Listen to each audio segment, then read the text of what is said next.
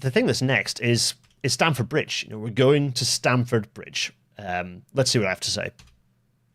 Before we get to Stamford Bridge, we come to our first and basically the only major environmental hurdle of the route, which is the River Derwent. It is a triple SI, and you can kind of see why. It's absolutely beautiful, really beautiful waterway, so it's a major environmental challenge. Thankfully though, as you can see, there's the other direction by the way, it looks absolutely stunning, isn't that marvellous? Thankfully though, we've got the original viaduct. Here it is, fantastic. Derwent Viaduct, old York to Market Wheaton line here, full beautiful width, 2-track railway width along here, straight as a die, lovely alignment.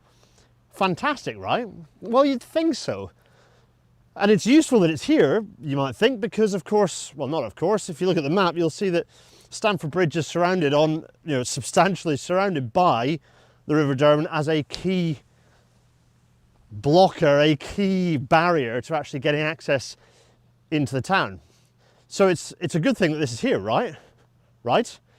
Well, to explore and answer that question, we need to go that way a bit, quite a bit, because quite a lot of railway, but still, or kind of track bed still in place. So let's wander up to the old railway station. It's worth saying that the River Derwent is also a major engineering challenge because it's a massive flood risk. There's a river that loves to be engorged with the slightest hint of serious rain.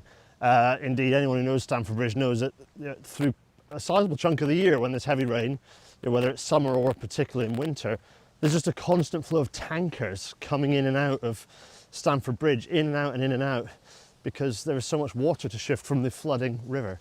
So, it's a good job this bridge is here, right? Right? And so we come to the former Stamford Bridge station, good shed behind me. You can see the platforms here. Wonderful, right? Put the station back where it was, right in the heart of the town. Well, not quite. It's up on the top of the hill, but it's, it's where it used to be. Here's the railway station that we're coming up to behind me.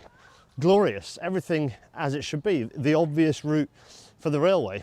But there's a problem, because despite a kilometre of extant infrastructure and largely uninterrupted most of the way back to York, look this way and you'll see that at some point some bright spark decided, no, we're going to build an entire residential estate on top of the track bed, paying absolutely no heed of any future potential to reinstate the railway, meaning that building the railway in that direction is impossible.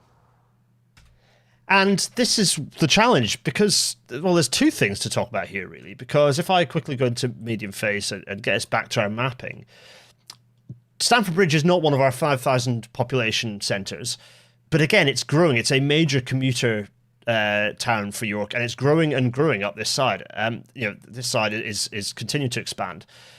How do we manage Stamford Bridge though? Because yes, you've got the triple SI, you have to cross the river at some point and not on the existing viaduct, sadly. Well, there's a few things going on there. Firstly, do you serve the south? It's funny, I'm about to show you a recorded segment. I was like, I'm definitely using the north. And then I was tinkering more and thought, maybe the south is better. Not least because I was like, well, what if you bypass Stamford Bridge? If you don't include Stamford Bridge, what are you gaining? What are you gaining there? That's the sort of thing that you get at Jeffreys. You go, well, okay, what are the journey times with and without it? How would that work? How would that impact? Compare the infrastructure. I think Stamford Bridge does deserve to be on the route because of its potential for growing, actually. It is growing. It's continuing to grow. And I think that serving at the railway is a good idea, again, to solve some of those congestion issues. It's not actually on the X46 route, so it's not served by that corridor.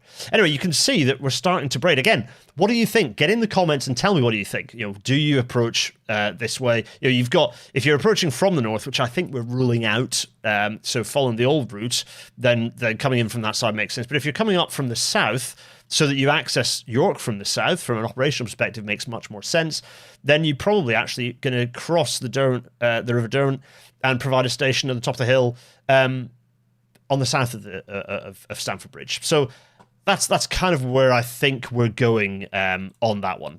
Let's see what else I've got to say about Stamford Bridge. In the case of Stamford Bridge, well, it gives us a bit of a case study as to what can happen at all the railway stations along the route.